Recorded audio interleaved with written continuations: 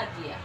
Di video kali ini, saya akan melakukan wawancara praktek coaching yang saya hormati Bapak Tejo Wahyono sebagai fasilitator saya dan Ibu Elida Usdi sebagai pengajar praktik.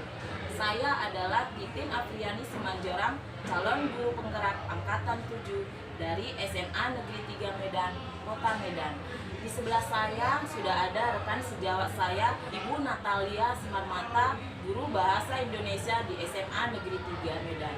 Pra-observasi dan sudah melakukan observasi. Siang Ibu Natalia. Selamat siang Bu Titin. Apa kabar nih? Bagaimana dengan Bu Titin? Saya juga baik Bu. Oke. Sebelumnya saya ucapkan terima kasih ya buat Ibu Natali sudah mau saya ajak untuk berbincang-bincang terkait dengan tugas saya di aksi nyata modul 2.3 ya tentang supervisi.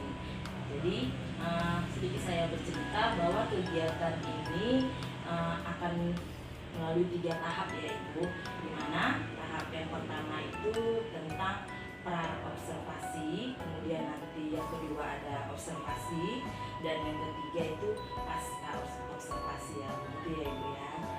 Oke, kita bisa mulai Ibu? Oh silakan. Oke, baik Bu Natali, seperti janji kita yang kemarin, ini kita akan melakukan pra-observasi yang ingin saya tanyakan kepada Ibu. Jadi kira-kira apa nih harapan Ibu pada saat kegiatan kita ini saat melakukan pra-observasi ini? Harapan saya ketika kita melakukan pra-observasi ya kita bisa share dan kemudian saya akan memikirkan apa yang akan saya lakukan ketika observasi nanti. Oke, gitu ya Bu ya.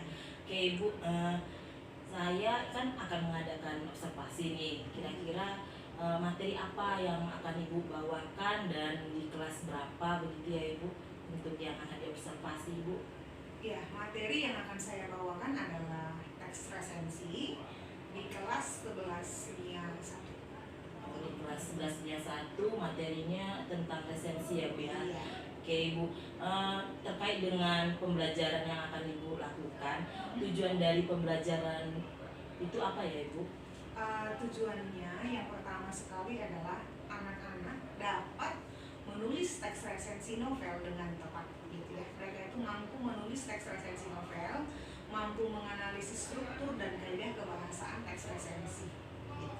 Oke Bu, jadi kalau dari tujuan pembelajaran yang akan Ibu sampaikan, area mana nih yang akan Ibu kembangkan pada saat kegiatan proses pembelajaran nanti? Yang ingin saya kembangkan tentunya karena ini masih pertemuan yang pertama ya, di bagian teks resensi. Yang pertama itu tentu adalah mengenai pengertian dari resensi itu sendiri, struktur teks resensi, kemudian kaidah-kaidah kebahasaan teks resensi.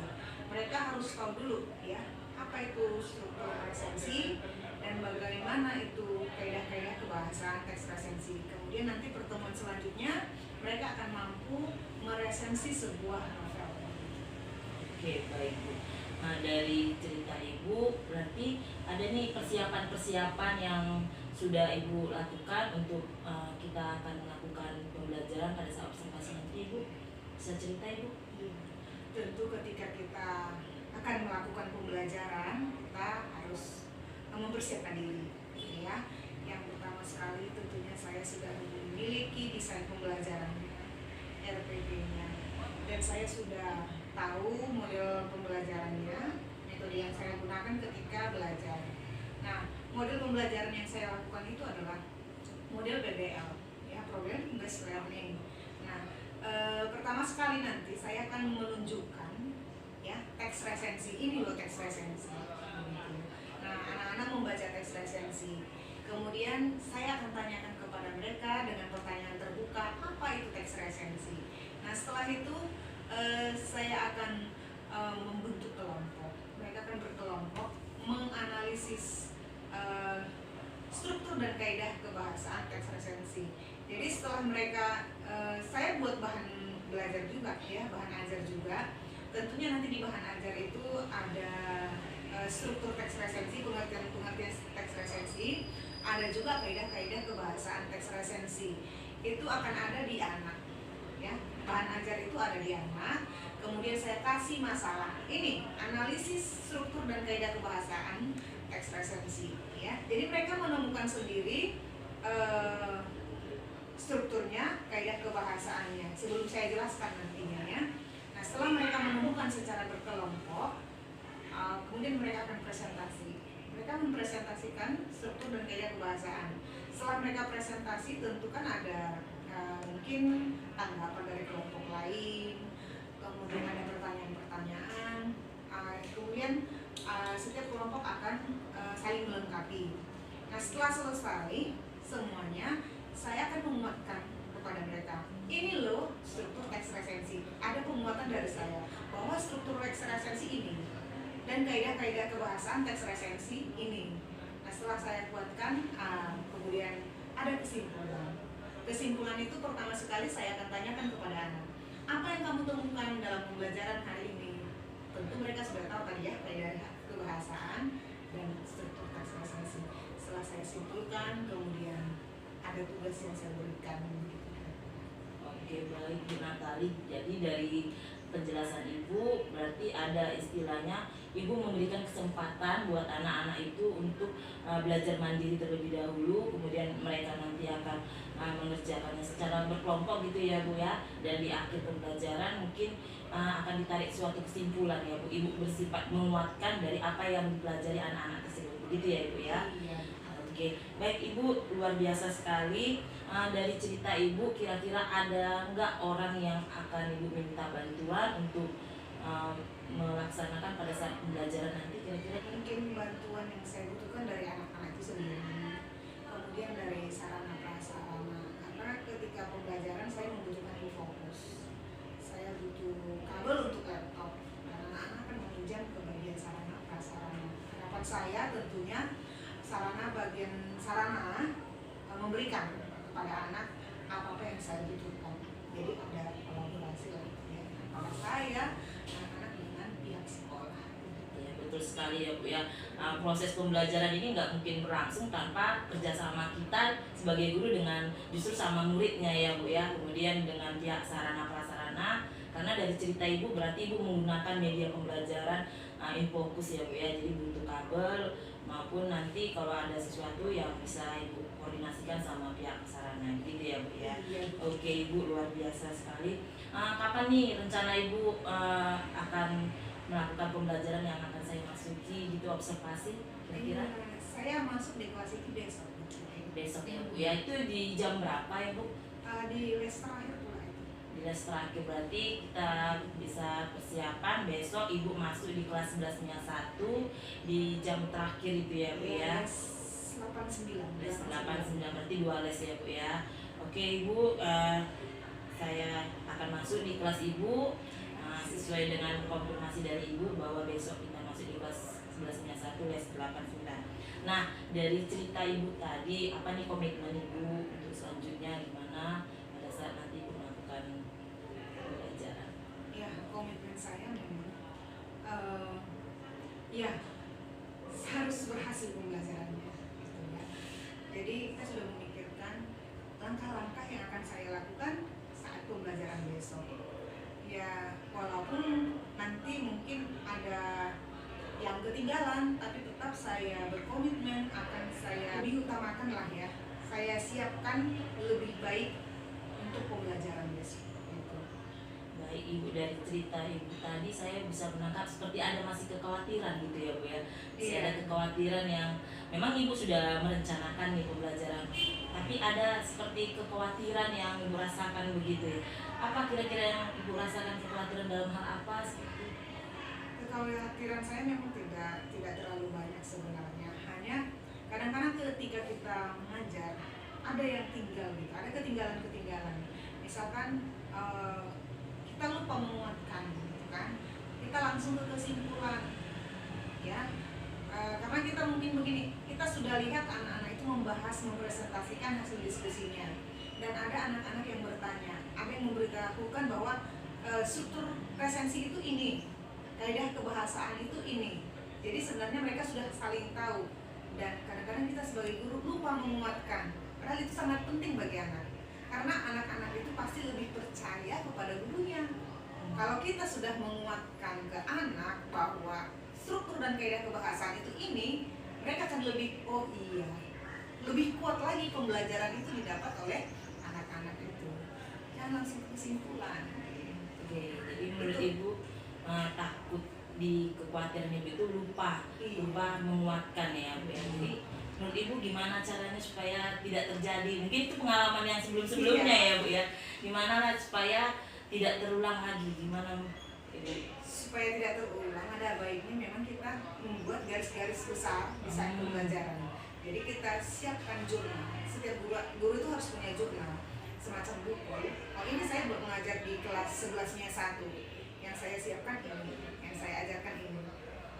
Jurnal ya, catatan-catatan kecil. Seperti refleksi ya Bu, supaya jangan ada lagi misalnya yang lalu apa kekurangan, jadi kemudian ada poin-poin penting yang sebaiknya ada refleksi supaya jangan lagi terulang begitu ya Bu ya.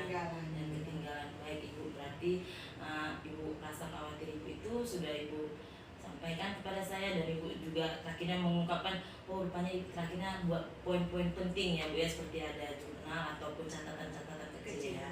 Baik Ibu, terima kasih. Dari yang sudah kita bincang-bincang Ibu, kira-kira kesimpulannya apa nih Bu yang kita bisa tarik dari hasil bincang-bincang? Kesimpulan dari perbincangan kita hari ini, jadi saya sudah sharing ke Ibu juga sudah pahamlah bagaimana saya, dan saya sudah mengungkapkan apa itu strategi yang akan saya lakukan untuk besok, dan saya sudah mengungkapkan kekurangan saya itu bisa ketinggalan, poin-poin yang ada ketinggalannya tidak selalu sesuai dengan RPP. Di RPP itu kan kita selalu buat RPP serapi-rapi mungkin, pasti ada yang tinggal. Seperti yang saya katakan tadi, kadang-kadang saya ketinggalan menguatkan itu, bahkan juga kadang-kadang kesimpulan tinggal gitu. Jadi dari perbincangan kita ini saya bisa refleksi bahwa selalu mengingat, menulis di jurnal poin-poin yang biasanya ketinggalan supaya tidak terulang di kemudian hari begitu. Jadi saling menguatkanlah kita ini. Oke Bu, berarti supaya ada perbaikan ya Bu ya, yang lebih baik begitu ya Bu. Oke Bu, berarti saya bisa menyimpulkan bahwa untuk kegiatan observasinya besok Ibu sudah menyediakan atau menyiapkan RPP, di mana RPP itu udah Ibu buat strategi, di mana nanti siswa akan diberikan justru seperti apa ya, membaca dulu ya Ibu, anak-anak itu tersebut kita berikan kesempatan untuk membaca, baru nanti di akhirnya mereka akan memberikan presentasi ya Bu ya, presentasi, dan terakhirnya Ibu akan menguatkan, menarik kesimpulan dan menguatkan apa pembelajaran dari hari itu ya Bu ya. Oke Bu, luar biasa sekali ya Bu Natali, saya sudah gak sabar jadinya besok ya Bu ya. Oke Ibu, terima kasih. Yang terakhir nih Bu, bagaimana nih perasaan Ibu nih setelah kita berbincang-bincang? Perasaan saya tentu ya sangat senang ya Bu ya, senang bertemu dengan Ibu yang bisa menanyakan isi hati saya, apa yang harus saya lakukan besok. Jika Ibu tidak menanyakan itu, mungkin saya santai aja ya, tidak memikirkan apa yang saya lakukan besok. Pasti saya akan lebih santai dan tidak mengingat misalkan refleksi-refleksi yang sudah lalu. Jadi mungkin akan ada kelupaan lagi, mungkin. Tapi setelah kita berbincang-bincang Bu Titin, saya tidak boleh ketinggalan lagi, tidak boleh, harus sesuai dengan RPP, struktur sistematika RPP. Jadi tidak ada yang hilang supaya pembelajaran berhasil gitu. Oke Bu, saya juga banyak belajar juga dari Ibu, dan saya juga berharap besok pada saat nanti melakukan observasi kegiatan proses belajar mengajarnya sesuai dengan RPP yang sudah Ibu siapkan dan berjalan dengan lancar ya Ibu ya. Iya. Oke Bu, Ibu Natali terima kasih banyak buat waktu dan bincang-bincangnya. Saya ucapkan terima kasih. Ini kita sudah di penghujung bincang-bincang kita. Sampai jumpa lagi ya Bu besok. Nanti saya sebelum observasi Ibu, saya jumpain Ibu dulu. Kemudian kita nanti sama-sama ke atas ya Bu ya, langsung saya masuk di kelas Ibu ya Bu ya. Ibu nggak keberatan ya Ibu ya? Tidak keberatan. Oke Ibu, terima kasih banyak buat Ibu Natali, sukses selalu dan sama-sama sukses. Oke, semangat. Iya, semangat. Natali hari ini masuk ke kelas apa Ibu? 11-1. Oke, 11-1. Berapa kelas ya Ibu?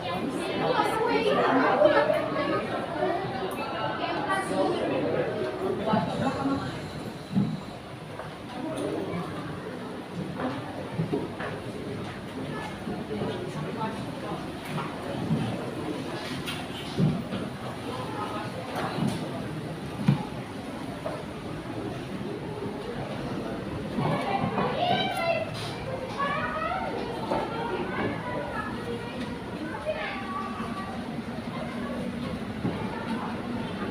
Selamat pagi semuanya. Pagi, Bu. Ada yang tidak hadir? Hadir semua? Oke. Sekarang coba ketua kelas siapkan kelasnya yuk. Diri.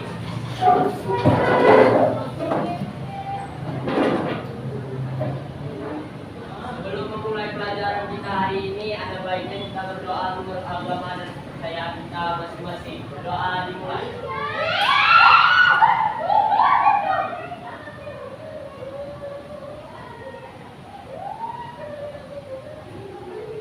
Doa selesai. Beri salam kepada Ibu Guru. Selamat pagi, Bu. Selamat pagi, silakan Bu.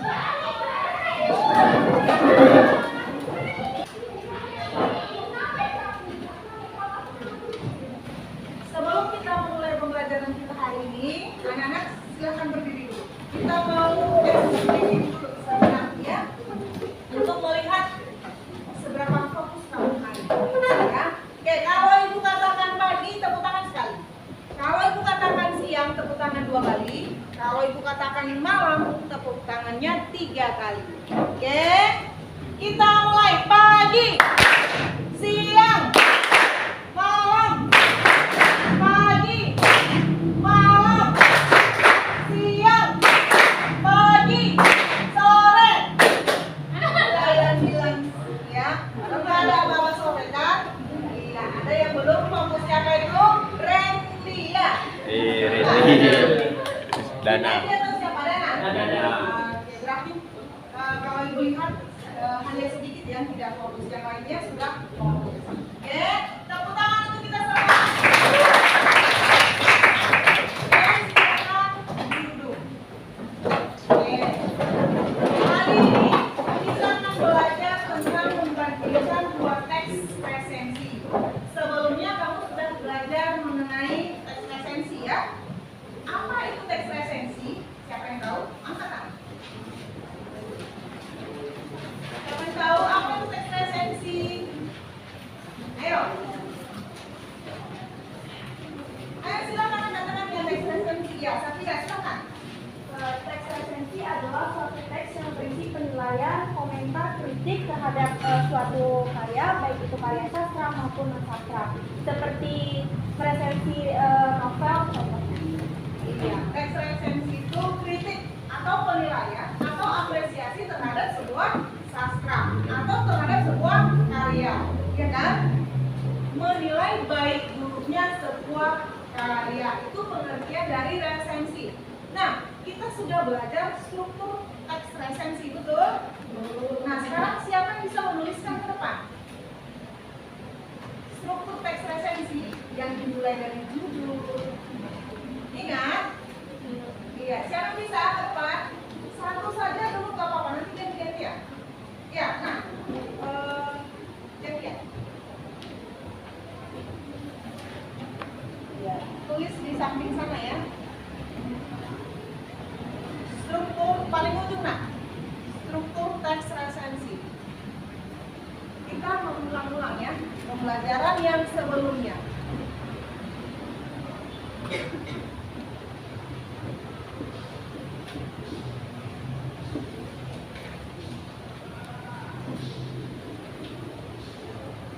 Kamu bisa menulis berapa? Nanti dilanjutkan temanmu yang lain. Ayo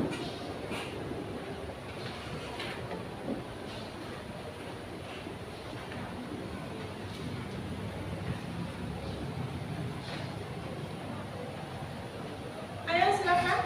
Ya, silakan.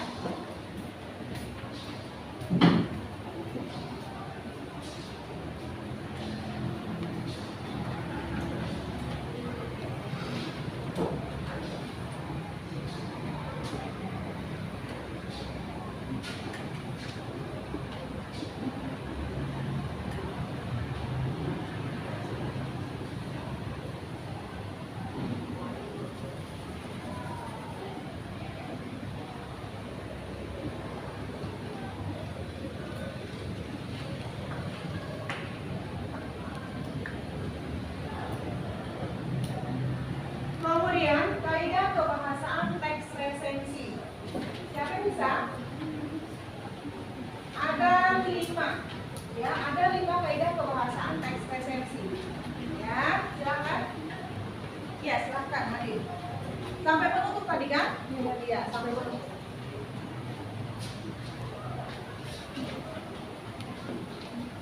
Nanti bisa dilanjutkan dengan yang lain ya. Contoh jangan, ya langsung aja misalnya menggunakan konjungsi ini enggak.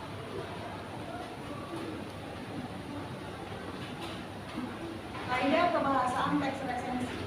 Karena kaidah kebahasaan teks prosedur kan ada. Teks resensi. 1. Menggunakan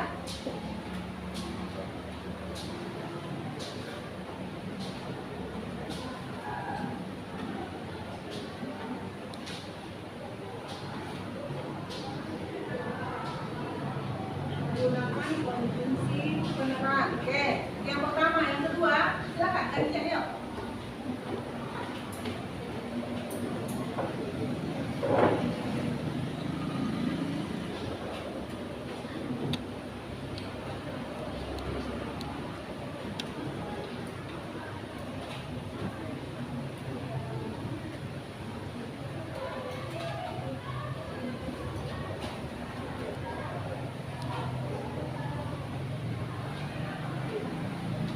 Menggunakan konjungsi temporal, ya. Yang di depan aja dulu ya. Oke, menggunakan konjungsi penerang. Penerang itu menjelaskan, ya. Contoh konjungsinya bahwa, yakni, ya. Menggunakan konjungsi temporal. Kalau dia temporal, tempo, waktu ya. Setelah itu, kemudian, selanjutnya. Yang ketiga menggunakan konjungsi penyebaban. Masih ingat kausalitas? Ya. Konjungsi penyebaban atau konjungsi kausalitas. Contohnya oleh karena itu, oleh sebab itu, karena, sebab, dan lain-lain. Lanjut. Dwi. Ayo.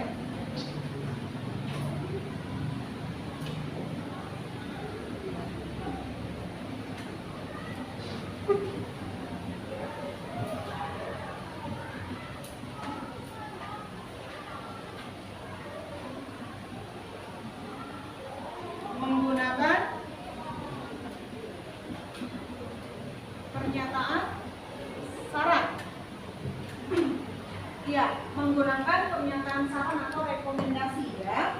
Nah, biasanya menggunakan kata seharusnya, sebaiknya novel ini seperti ini, sebaiknya buku ini seperti ini, begitu ya. Oke, ada lagi? Siapa yang bisa menuliskan menggunakan kata kerja mental? Ayo, Santa tuliskan.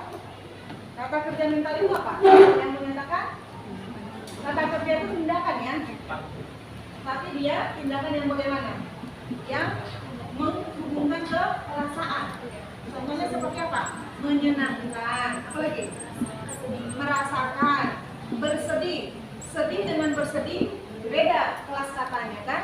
Sedih itu kata sifat, bersedih itu kata kerja. Oke, kemudian lanjut lagi Santa. Ada kata sifat. Kata sifat. Yang kelima menggunakan kata kerja mental. Yang keenam kata sifat. Menyatakan sifat dari benda. Kata sifat itu contohnya baik, bagus, Ya, novel ini baik dibaca oleh pelajar karena berisi nilai-nilai moral yang ada di dalam cerita. Nah, ini dia, ya. Kamu sudah belajar ini struktur teks resensi dan kaidah kebahasaan teks resensi. Topik kita hari ini adalah membandingkan dua teks resensi. Bagaimana cara kamu membandingkan dua teks resensi? Caranya adalah dengan menganalisis struktur dan kaidah kebahasaannya. Jadi nanti ada dua teks resensi, kamu analisis struktur dan kaidah kebahasaannya untuk membandingkannya. Jadi tujuan pembelajaran kita hari ini adalah kamu mampu membandingkan dua teks resensi dengan tepat. Lihat halaman 226. Lihat halaman 226, 227, 228, 229. Di sana ada dua teks. Ada dua teks, ya. Ada dua teks. Nah, dua teks ini kamu bandingkan. Berarti kamu analisis dulu kaidah kebahasaan teks pertama, kamu analisis dulu strukturnya. Kemudian teks kedua juga kamu analisis strukturnya dan kamu analisis kaidah kebahasaannya. Paham? Nah, ibu mau kamu mengerjakan ini secara berpasangan, bukan berkelompok, berpasangan. Jadi satu pasang itu satu kertas saja. Ambil kertas, ya, kamu kerjakan di situ.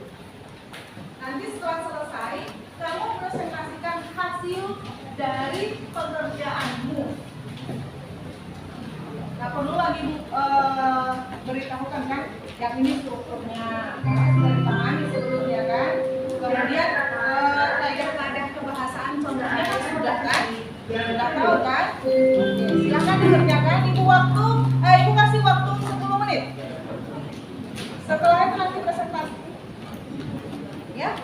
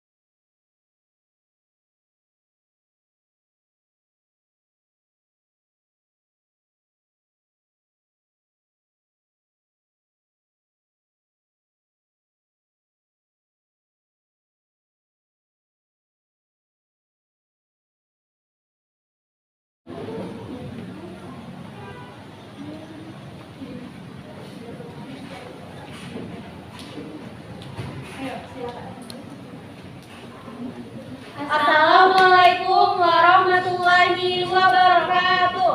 Waalaikumsalam warahmatullahi wabarakatuh.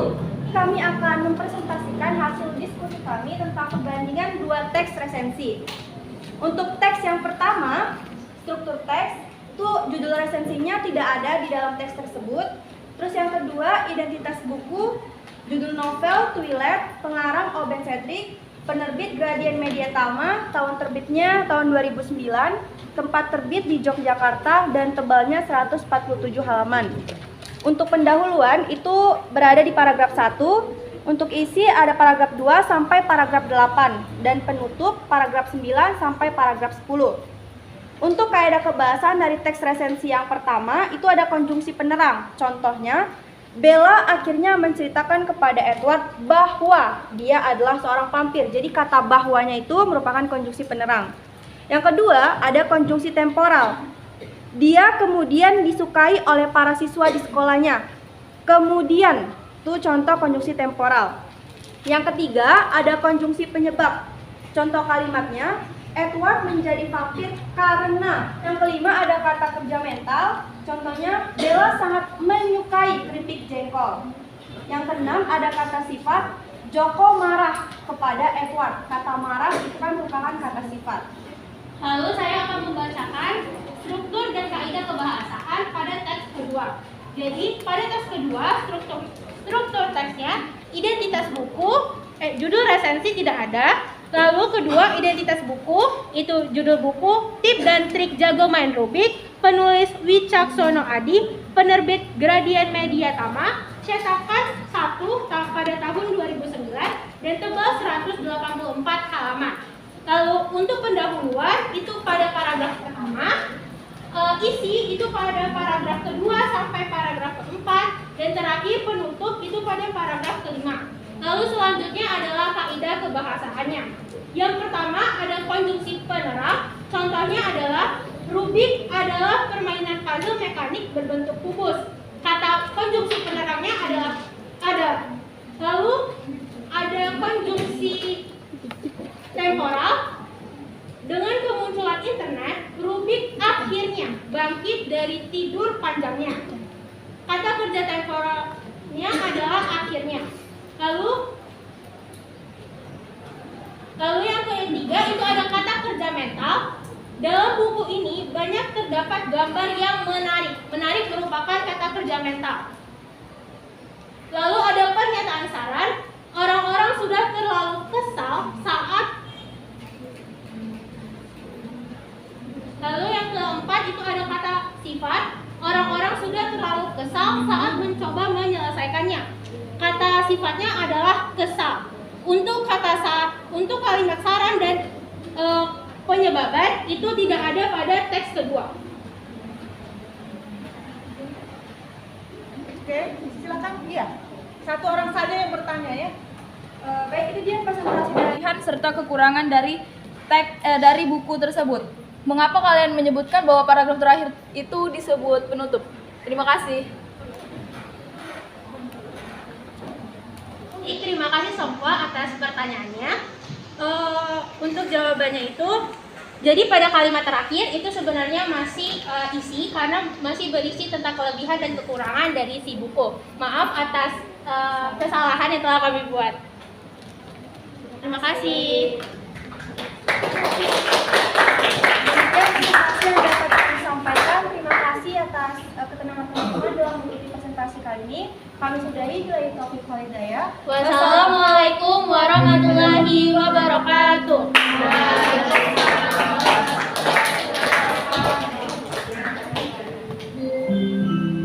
Oke, hari ini kita sudah belajar tentang membandingkan dua teks resensi. Ya, kamu membandingkan dengan cara menganalisis struktur teksnya, kemudian menganalisis kaidah kebahasaan teks resensi tersebut. Sudah ada yang maju mempresentasikan hasil kerjanya, kemudian ada yang belum maju. Nah, untuk pertemuan berikutnya, yang lain yang belum maju akan mempresentasikan hasil pekerjaannya. Itu untuk pertemuan berikutnya ya. Oke, sampai di sini ada yang ingin kamu tanyakan? Ada yang belum dipahami mengenai membandingkan dua teks resensi? Tidak ada. Tidak ada ya, karena memang sebelumnya kamu sudah memahami struktur teks resensi kan? Kamu juga sudah memahami kaidah kebahasaan teks resensi. Kamu hanya menganalisis dua teks dengan melihat struktur dan kaidah kebahasaan. Tidak ada yang mau bertanya? Berarti Ibu anggap pembelajaran hari ini selesai. Oke, terima kasih. Selamat pagi. Di video kali ini saya akan melakukan wawancara praktek coaching pasca observasi. Yang saya hormati Bapak Tejo Wahyono sebagai fasilitator saya dan Ibu Elida Usdi sebagai pengajar praktek. Saya adalah Titin Afriani Simanjorang, calon guru penggerak angkatan 7 dari SMA Negeri 3 Medan, Kota Medan. Di sebelah saya sudah ada rekan sejawat saya, Ibu Natalia Simarmata, guru bahasa Indonesia di SMA Negeri 3 Medan. Kemarin kami sudah melakukan pra-observasi dan sudah melakukan observasi. Dan saat ini, sebentar lagi kami akan melakukan pasca observasi. Silakan memulai ya Ibu. Oh, silakan Bu. Apa kabar Ibu Natalia? Baik, bagaimana dengan Ibu? Baik. Oke, Bu. Ini adalah pertemuan kita yang ketiga. Diawali dengan kemarin kita sudah bincang-bincang sebelum Ibu melakukan mengajar di kelas. Itu dinamakan pra-observasi dan saya sudah hadir juga pada saat Ibu mengajar di kelas. Itu saya melakukan observasi. Oke Ibu, sekilas mengingat kembali ya Ibu. Jadi saya sudah melakukan observasi pada saat Ibu mengajar di kelas 11 MIA 1, di mana di situ tentang resensi ya Ibu ya. Kalau tidak salah ya Ibu ya. Betul kan Ibu? Betul Bu. Oke Ibu. Nah ini lanjutan daripada setelah saya sudah melakukan observasi. Boleh ya Ibu? Boleh, silakan Ibu. Oke Ibu. Baik Ibu. Tadi kan selama saya mengobservasi Ibu, saya melihat bagaimana proses pembelajaran yang sudah Ibu lakukan. Nah, sebagai hasil observasi yang tadi saya amati di kelas, saya juga melihat begitu antusiasme siswa terhadap pembelajaran yang Ibu lakukan. Ada peningkatan sampai 85% untuk kompetensi siswa ya Bu ya. Kemarin kita sudah melakukan pra-observasi, banyak hal yang sudah kita bicarakan untuk persiapan pembelajaran dan Ibu sebagai supervisor di kelas saya. Ibu mau observasi saya, ya. Jadi dari pasca ini mungkin nanti saya harap ada penggalian kekurangan dan kelebihan saya ketika melakukan pembelajaran di kelas begitu. Mungkin saya bisa sharing dengan Ibu apa kira-kira yang kurang yang saya lakukan di kelas begitu. Oke, Ibu, dari yang Ibu katakan ada harapan Ibu setelah kita melakukan pembicaraan ini kita mendapat suatu gambaran hal yang baru begitu ya Bu ya. Oke Bu Natalia, saya lanjut ya Bu ya. Setelah Ibu melakukan praktik mengajar tadi di kelas 11 MIA 1, bagaimana perasaan Ibu? Perasaan saya ya seperti biasa, saya senang melakukan pembelajaran, apalagi ada Ibu di dalam sebagai supervisor untuk mengobservasi saya.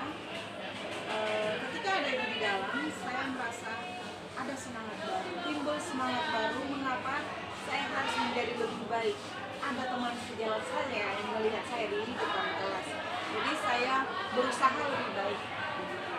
Oke, luar biasa sekali ya Bu ya. Justru karena ada rekan sejawat Ibu, ada saya, justru Ibu bukannya semakin merasa gugup, tapi Ibu makin semangat ya Bu ya. Ada aura positif berarti ya Bu ya. Terima kasih banyak Ibu. Yang pasti memberikan yang terbaik supaya menjadi pembelajaran bagi kita berdua begitu. Oke Ibu. Baik Ibu, tadi kan selama saya mengobservasi Ibu, saya melihat bagaimana proses pembelajaran yang sudah Ibu lakukan. Kira-kira hal-hal apa yang Ibu rasakan sudah memuaskan dan apa yang kira-kira yang ingin Ibu perbaiki dari proses pembelajaran tadi? Saya lihat dari awal pertengahan sampai akhir, yang memuaskan mungkin respon dari anak didik. Mungkin anak didik ini meresponnya dengan semangat. Mengapa semangat? Mungkin karena ada Ibu di belakang juga. Kemudian ketika saya melakukan pembelajaran, ada respon positif dari anak-anak, aktif dari anak-anak. Kemudian ketika pembelajaran kelompoknya lancar, mereka mau berdiskusi dengan baik, mereka mendiskusikan struktur dan kaidah kebahasaan teks resensi. Itu kelihatannya model yang saya gunakan kan model pembelajaran PBL, problem based learning. Jadi ketika saya memberikan masalah kepada anak, mereka menyelesaikannya dengan aktif. Itu sangat bagus menurut saya. Mungkin atas dorongan saya juga sebagai gurunya, dan adanya juga guru fisikanya di belakang kelas. Jadi mereka aktif menunjukkan diri harus lebih baik begitu. Presentasinya mantap anak-anak. Kemudian kalau kekurangannya mungkin hanya di penutup ya. Di penutup seharusnya saya memancing siswa supaya mereka yang mau memberikan kesimpulan gitu. Sementara ketika saya mengajar di kelas 11-nya 1, saya yang memberikan kesimpulan. Harusnya ya, yang lebih bagus itu adalah menurut saya dan menurut pembelajaran yang pernah saya lihat di teman-teman saya juga, pertama sekali yang memberikan kesimpulan itu adalah siswa, kalau bisa ya.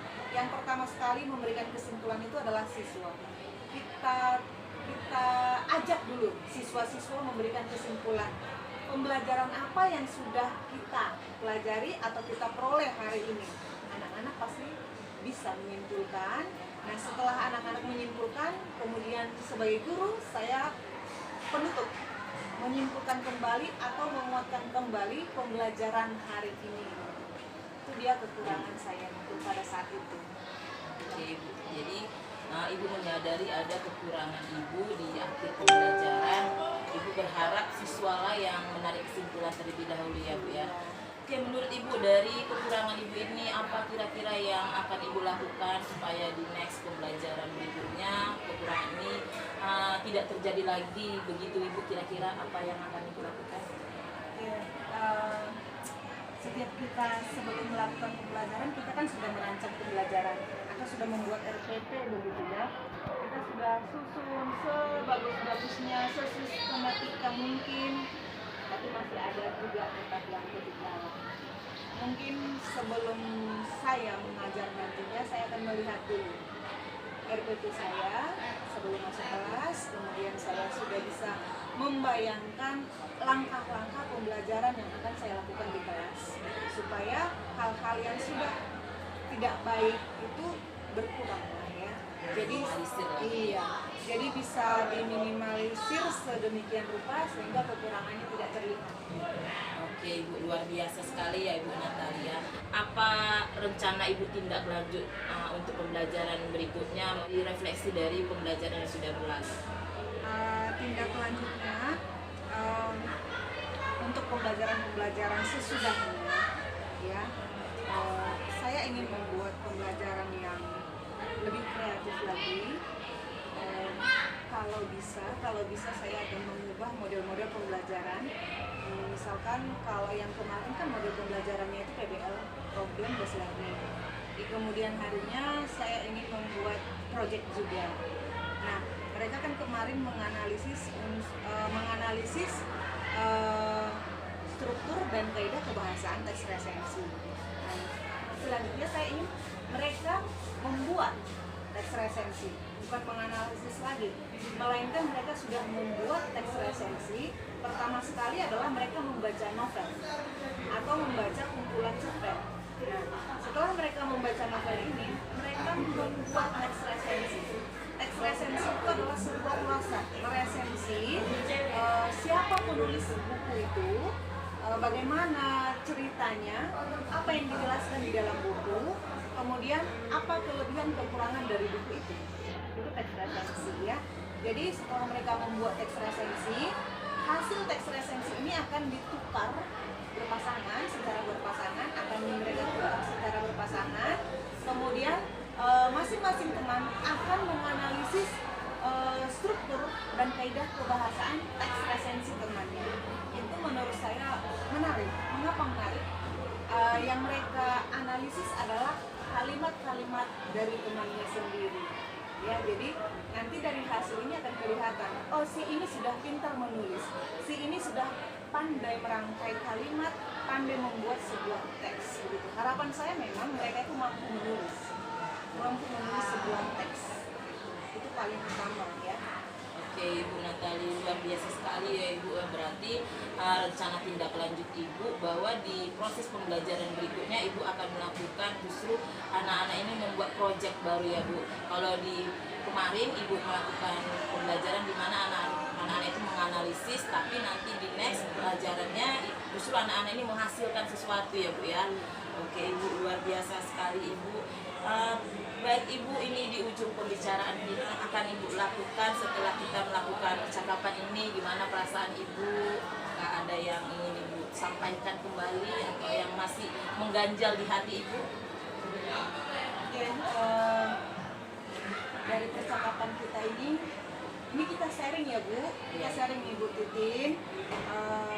Ibu sudah melihat saya di dalam kelas, kemudian Ibu menggali pengetahuan saya dengan kalimat-kalimat pertanyaan Ibu, sehingga saya menjawab. Ketika saya menjawab, saya memikirkan Ibu, langkah apa yang saya lakukan. Sebelumnya kan saya hanya misalkan analisis ini, tulis ini, tapi setelah berbicara dengan Ibu, saya jadi memikirkan bagaimana langkah-langkah yang efektif, bagaimana langkah-langkah yang inovatif supaya anak-anak didik ini lebih kreatif lagi gitu. Jadi ketika berbicara dengan Ibu, saya timbul ide-ide baru bagaimana pembelajaran yang lebih baik lagi, bagaimana supaya anak-anak ini semangat mau belajar begitu. Jadi sangat-sangat bermanfaat bagi saya.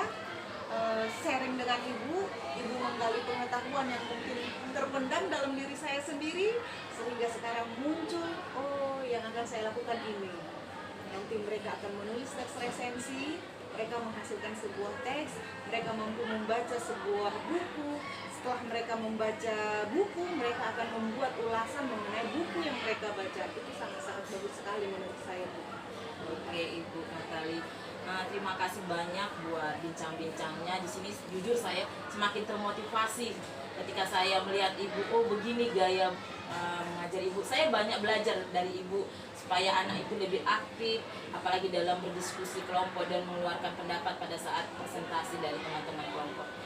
Oke Ibu, terima kasih banyak. Sampai jumpa ya Bu. Mana tahu saya bisa sharing-sharing lagi sama Ibu, atau Ibu yang masuk ke kelas saya boleh ya Ibu ya. Ibu bantu saya begitu memberikan masukan-masukan pada saat saya mengajar ya Ibu ya. Oke Ibu, terima kasih banyak Ibu. Sehat selalu dan sukses buat kita semua. Terima kasih Pak Ibu guru hebat. Demikian field coaching kami pasca observasi. Saya ucapkan terima kasih, salam dan bahagia.